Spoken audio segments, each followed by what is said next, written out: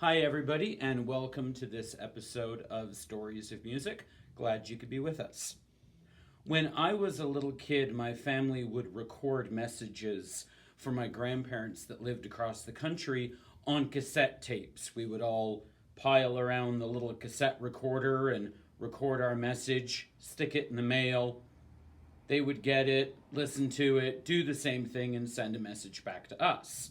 Now, voice recordings of this type have actually been around for a lot longer than most people would maybe imagine.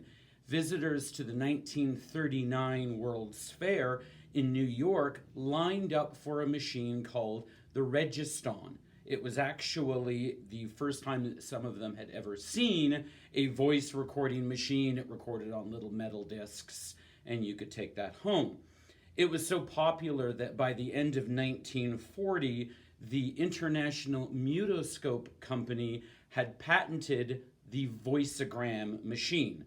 Now, this was a booth very much like an old-fashioned telephone booth, and you would go inside, put your 25 cents in, and it would record your message.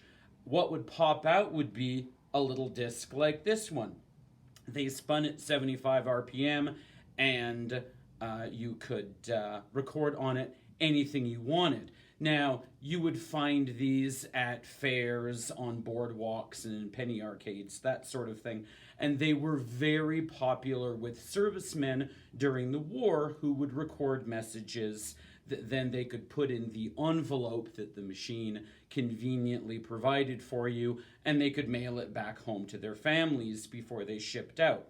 Now, as most fads go, this one lasted for quite a while, but by the 60s, most of these machines had fallen into disrepair and they were no longer available. There was a drive actually to refurbish them. There was a feller by the name of Bill Bolmar. He was a patent attorney of all things, but he also worked for Bell Laboratories, and he was one of the people who really spearheaded the drive to refurbish these machines so that they weren't lost to history. He actually donated his collection of Voiceograph records to Princeton University, about 1,000 of them altogether, for curation so that they could be preserved.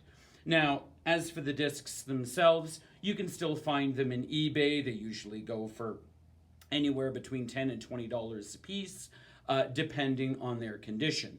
Now, fans of The Tonight Show might recall a few years ago when Jack White and Neil Young actually made an appearance.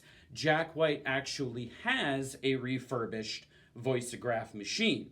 Now, we had Record Store Day a little while ago. He was Record Store Day ambassador in 2013, and to commemorate that, he actually put one of the Voiceograph machines in his recording studio in Tennessee. Now, in 2014, Neil Young used that actual machine to record his 33rd album called A Letter Home. It was actually covers of a number of classic songs as well as some spoken word excerpts, and it was all recorded on one of the Voiceograph machines.